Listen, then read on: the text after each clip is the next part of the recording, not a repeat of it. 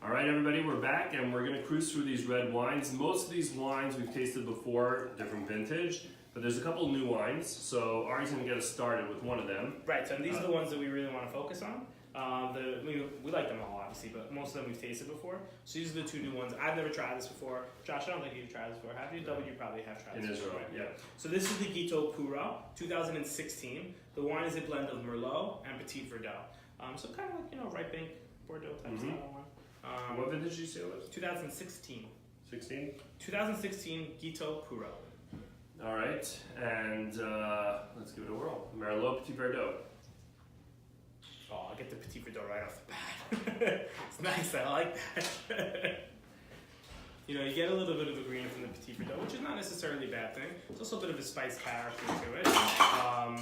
So yes, green and spice, which is nice Petit Verdot. Let me see if I get that smoothness from the Merlot while I'm drinking, Josh. You got it, Okay. There is the smoothness from the Merlot, and the Petit Verdot actually presents very nicely on the nose, on the palate. It's young, it's still a bit tight, so with time this will soften a bit, but very nice. What do you want to call it? This is definitely, for Israelis, this with my son took off, it's good. So it's 15 months aging. Ooh. Wow. So I get the oak a lot on the finish. So the finish is a big finish. Lots of tannins, lots of oak on the finish. I totally agree with what Josh is saying. Let this be for a little bit. Ooh, and the spice. Yeah. Spice from the Merlot, green from the Petit Verdot, oak. This is definitely a wine to open and settle. This is the Puhra, P-H-U-R-A, Gito Puhra, or Puhra, and it's a 2016 vintage. New wine, brand new. We don't have a lot of this either. And I don't know if we're going to be able to get this again. I think this may have been, I don't think it was made in 2017 or if it's being made in 2018. So this may be just the one shot. I took whatever I could get of it. I had this with skirt steak, barbecue skirt steak, Arab Shabbos, with Malkiel When did we have lunch so long? in his yard. We were sitting there trying wine and getting ready for Shabbos. Couldn't drink too much because I had to drive. But the meat was good, the wine was good, and now everyone else gets to try it. Awesome, I'm glad we have it. All right, so let's. These contrasts aren't going to be quite as what we were doing before. This is going to have some. You know what? This has Petit Verdot, so we can go this way. This is the trio. It's available online right now. This is 2017, and it's got Carignan, Petit Syrah, and Petit Verdot. Some Shiran, right? This is from Shiran. This is a Shiran Trio. Love the labels. I mean, love all our labels. Yeah. Love the people, love the wineries, love the labels, love the wine, love the land. There's a lot to love. Lots of love going on around. And you should buy it and try it. But for those of you who can see, Trio.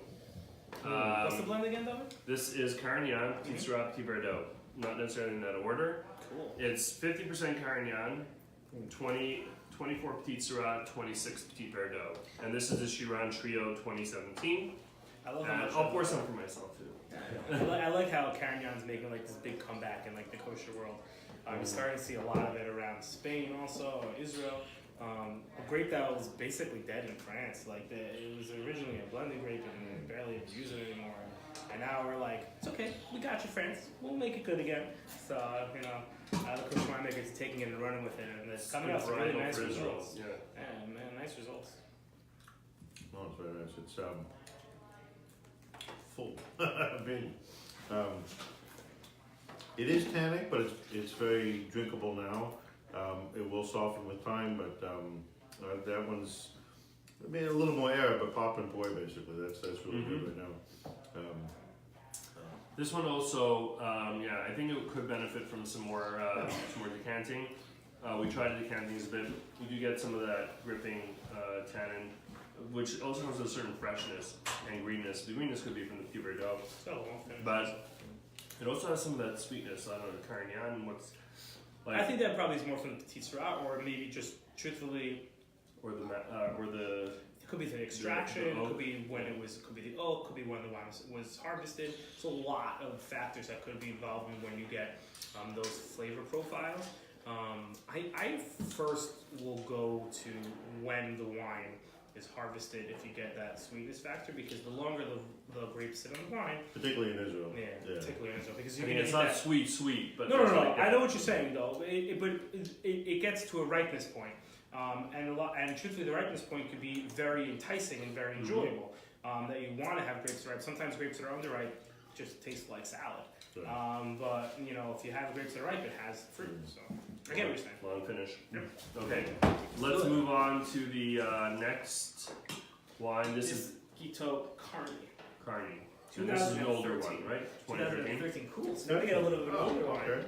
So this is a blend of Merlot, Cab Sauv, and Durif. Which is Pizza. Ah, look at you. Great work. I know how to read labels. This is another wine that we had at that great Erev Shabbos barbecue in L'chaim. And anything you're having with good times always tastes better. So hopefully you guys will confirm how good of a taste this was for me back then. One of the If hardest. not, I'll have to have you guys back and we'll have to have like a barbecue. And then you'll say, oh my god. One of the No, hardest this is really things good. about, not even scoring, but evaluating wines is when you have it at like the winery. Right, the Like atmosphere, these great everything adds to it. experiences, it's like you're sitting in a beautiful location with great people, food is awesome, and you're like, this wine is terrible. Like that doesn't happen. Right. Like, it's Yeah, so wine hard. always tastes better. No, but listen, there's also, like Malkiel. He's puts out Great guy. fantastic wines.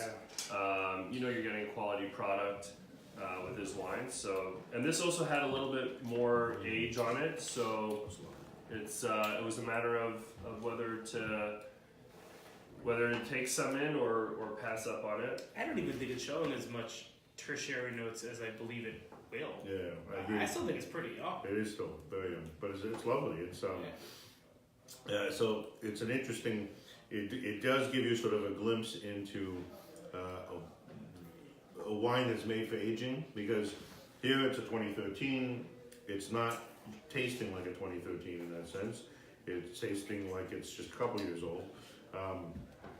There's a lot more development I would expect to come. Tertiary notes, as you put it, bottle age development. It's lovely now. It's nicely balanced.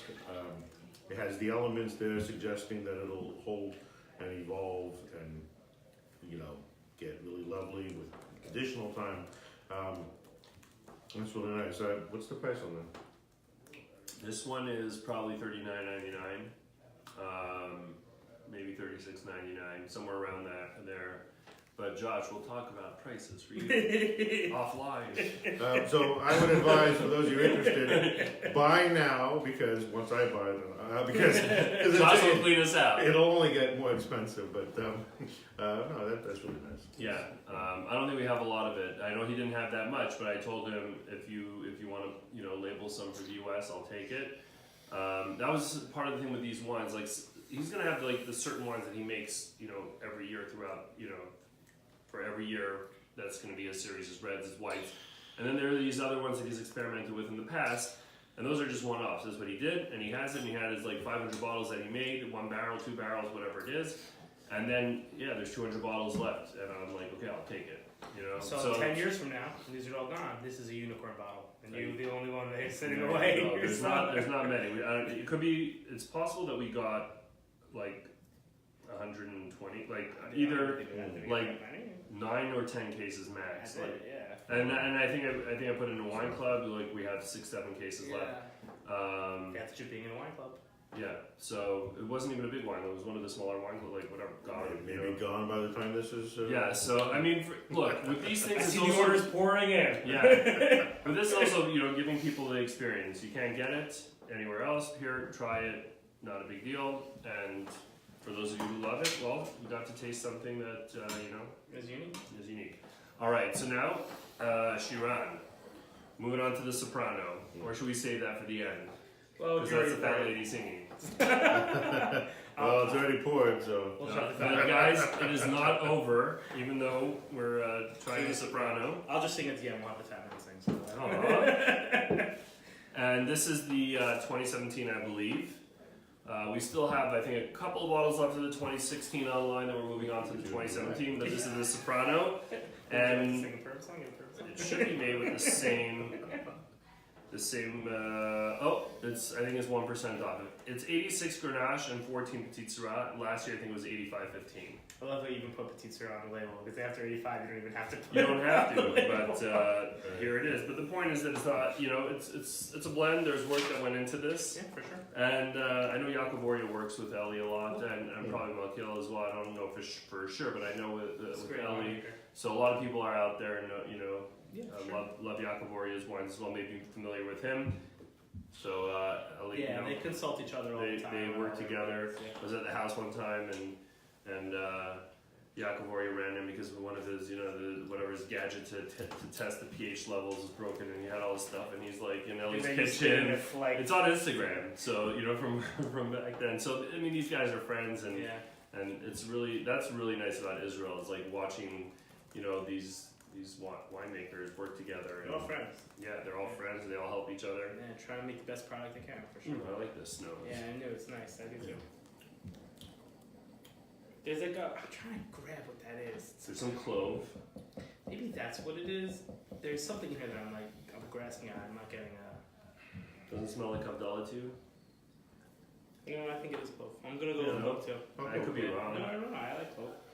There's also a bacon spice. So this one, we were talking about bacon spice before. Yeah. This one is more like of a cinnamon note Yeah, than the yeah, other one, yeah. for sure. More of that kind but- of nutmeggy. Yeah, 100%. Yeah. Like something that you would almost like. I'm gonna. As it opens more, that Mhm. yeah. But you know what it means. But I'm gonna go against the grain here on a pairing. But I think you could have this fettuccine alfredo. It would be really nice.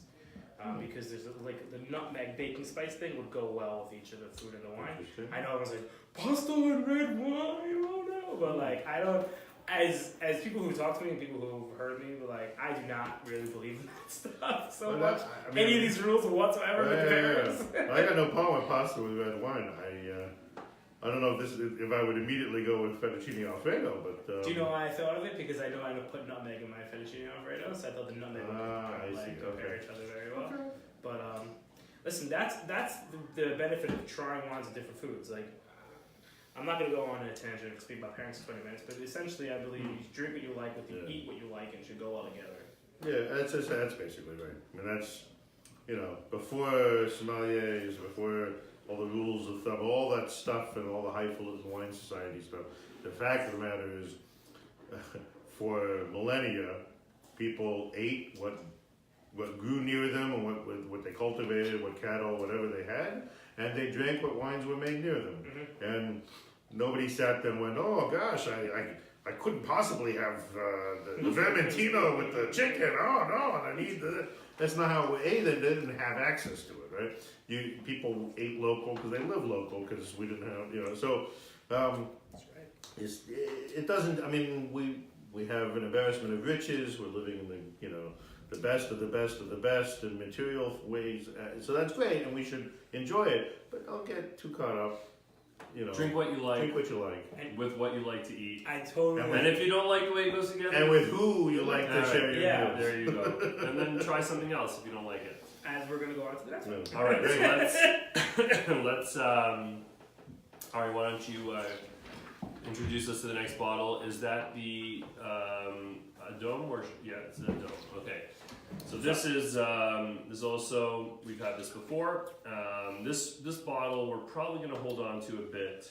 It's 16. This 16 because we have the 14, and obviously we're better off selling for the customer something that's got a couple of years on it because we It's didn't better to have produce. the 14 on. 14's drinking really nicely. Yeah, we didn't produce Shemitah, or I should say Malkiel didn't produce Shemitah, so we missed the vintage.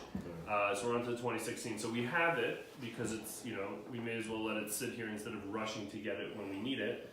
And it's probably even ready to drink now, but for the customer, you have something that has 2 years on this, better off, unless we see there's something significantly different in this wine in the 2014, then I may just, offer both at the same time. And there's many regions across the world that will bottle age their wines before they even release them. Mm-hmm. So it's not like, what do you mean you're not releasing the 2016? So it's a very common thing across the whole larger global wine market. In to Spain, hold. it's very. It's required. It's required. It's very If you want to put certain labels on your bottle, it's required. So same thing with Brunello, by the way. So you know, there's certain The requirements. Montalcino. No, the Montalcino, yeah. Look at you. So again, it's just part of the process of drinking a wine when it's more ready to drink than drinking a wine that you're pushing because it's just newer. We would rather, and I think Josh will probably agree with this as well, that the customer should drink what's better to be drunk now. Just because the wine is fresher and newer doesn't necessarily mean it's better to drink now. Right, and sometimes you have to make the customer decide whether they want to hold on to something, where they want to drink it, you know, how ready it is, but with this situation, we have the luxury. I just love to hear. We have the luxury. Is there Marcellan in this one? We're gonna look at if the read inside release tell me what grade. This is a blend of Petit Syrah or Durif, Petit Verdot, Syrah, and Grenache. The Marcellan. Yeah. Oh gosh. There's a massive Old black French licorice. oak, American oak. A big black licorice. Like right off the top. Yeah. Let's give it a sort of swirl. I haven't tasted this yet. I haven't tasted this yet. Yeah, so holding on to this is a good idea. This will totally benefit from additional cellaring. It's a big wine. It's young. It's nice.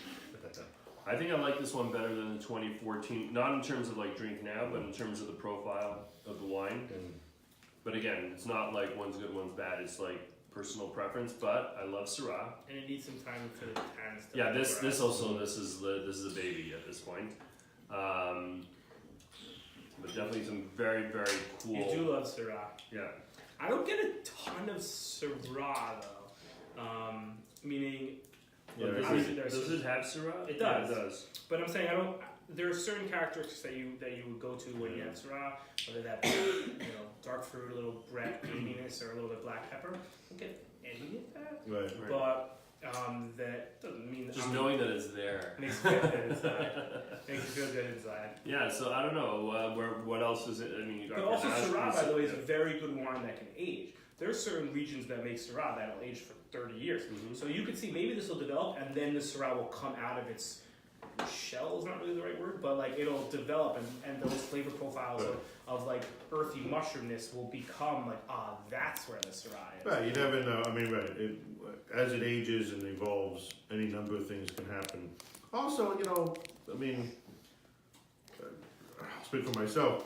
We wine writer, wine critic types, whatever, sometimes it's just educated guesswork. I mean, we're not Nevi'im. So every once in a while there's a wine that every indication is that it's going to, age beautifully, and it's going to do this, and it's going to do that. And, sometimes it's a little flat. It doesn't quite happen, right? It's, we thought, I thought in some cases there'd be more to it than there was. You never know. That's one of the beautiful things about wine, and why when you buy with an idea towards aging, you want to buy enough so you can sample at periodic intervals to make sure that you're not losing your window to maximize how good it's going to be for you. I couldn't have said that better. It also happens the other way, where you Correct. buy a $15 bottle of wine. Yeah, and you you're think, I'm gonna drink this for a year, right. and in 3 years from now, you have a bottle you That's found right. in your cellar. You're like, whoa! Like, this wine That developed actually happens a lot. phenomenally. That happens a lot. Yeah. Don't plan on that. Wine but surprises it's- you, right? It's just Oh, like yeah. perfect Wine's cellaring a living, conditions. breathing thing. That's So it is a life, and Yeah. there are lifespans, and sometimes we try, as Josh said, Josh is a very educated writer, and he knows what he's talking about. But at the same time, we're just making educated guesses. That's it. It's just education. So I mean, there could be wines that surprise us both ways. All right. So our educated guess well, is that's that one. there's 2 more wines Two left more, to try. okay. That's my educated guess. All right. We got the conductor. How are we doing on time, Ari? Ari has to catch a train. I'm sorry. 6:19. It's what time? 6:19. 6:19. Okay, so Yeah. we're fine. All right. So let's we do have this. 6 minutes. 6 minutes. All right. By the way, we're dead on because we said 3 minutes of wine. Look That's at us, right. we're like That's right. dead on. All right. We're not only educated professors when it comes to. Well, we need to say 1 minute to say goodbye, Ari. So That's true. this is a Petit Syrah Petit Verdot, 67% Syrah, 67% Petit Syrah, 33% Petit Verdot. This is the Shiran, and if it's not the conductor, then I don't know what it is, but it is the conductor. And this is also, for me, this is always the biggest of his wines.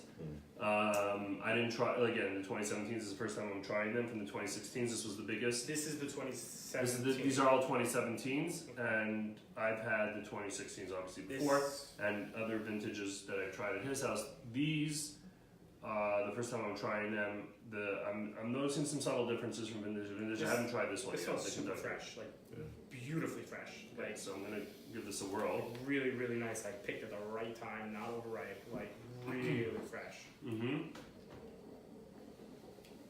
There's also like a little cocoa on it. I don't know where that's coming from. Maybe the petite Sirocco. I'm getting like a little cocoa.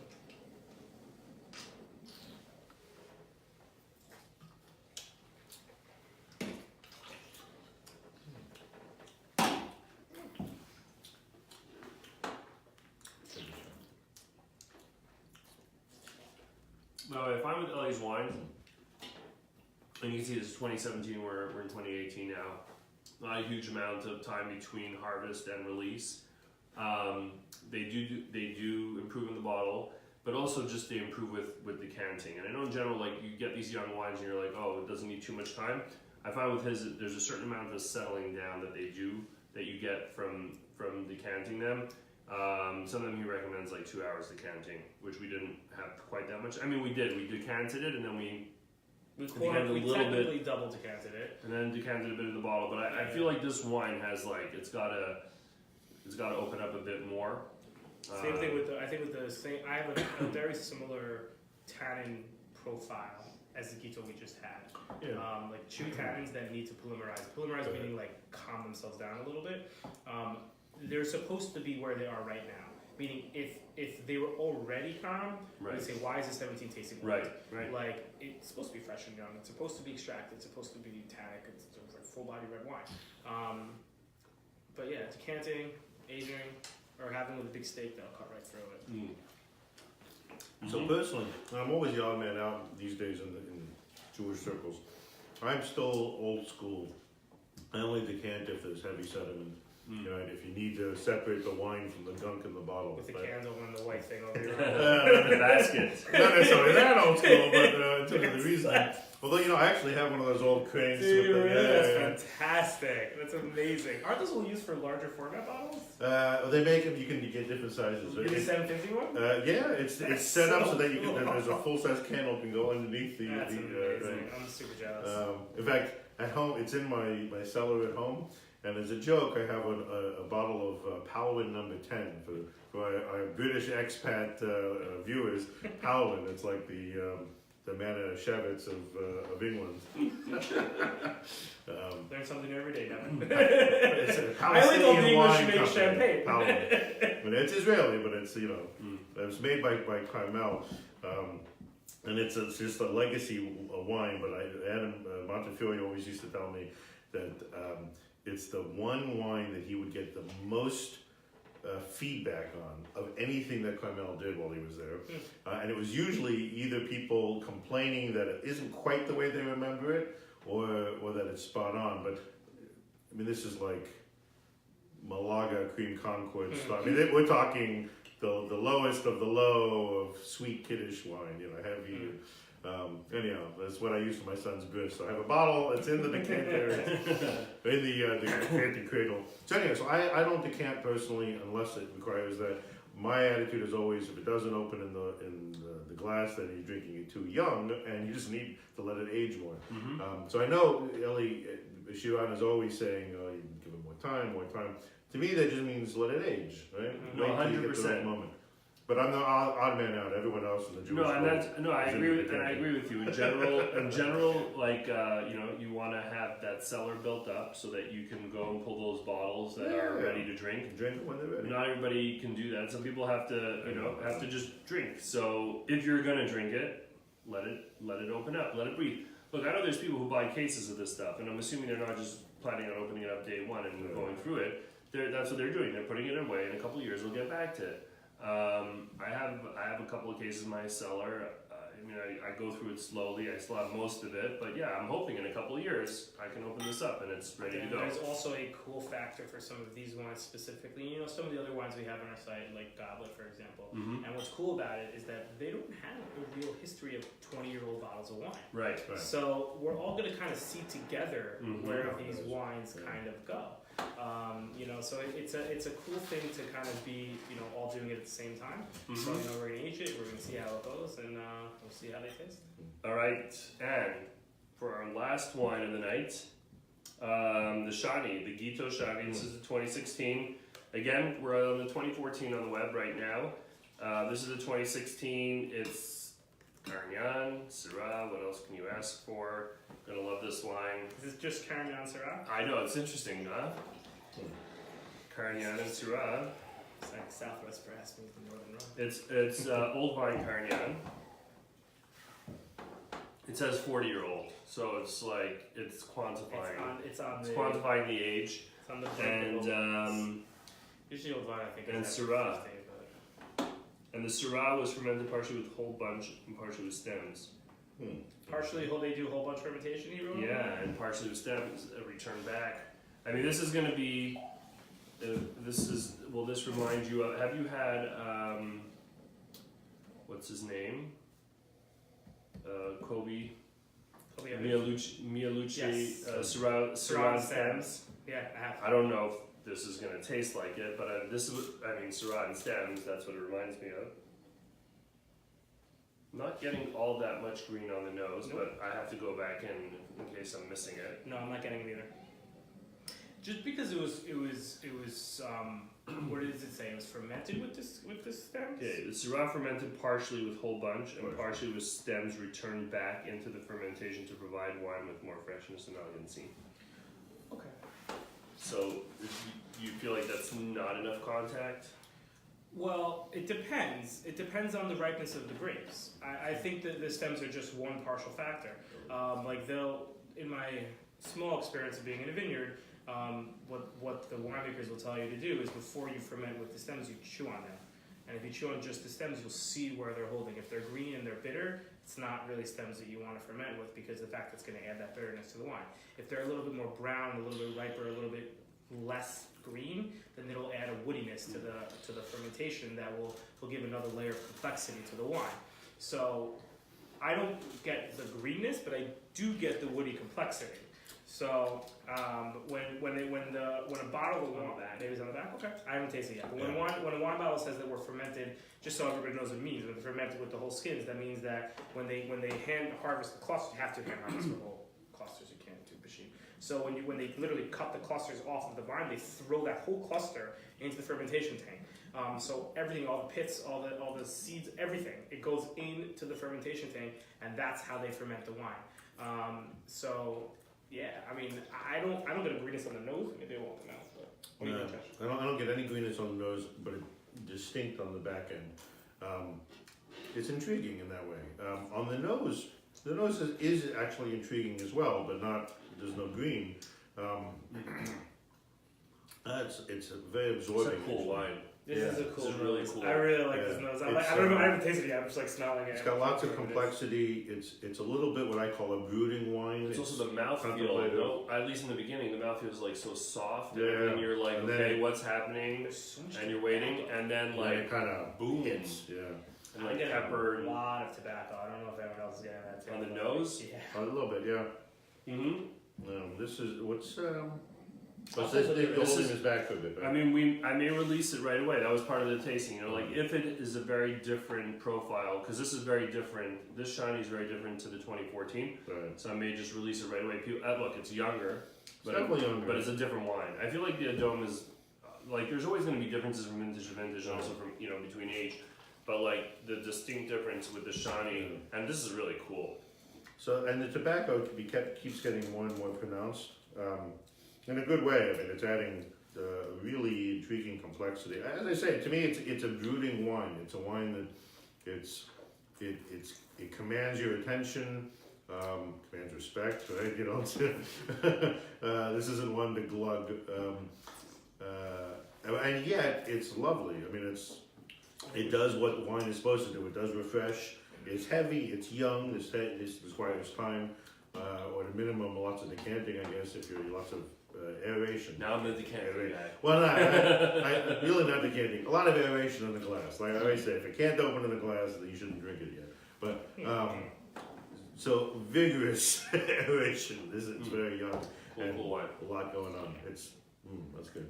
Yeah, all right, we're gonna let Ari go. Yes. But this is a cool wine to end off. This is an awesome wine. I'm really happy. I think if you ask my recommendation, I think we should release it now. You should, yeah? I think it will. Okay.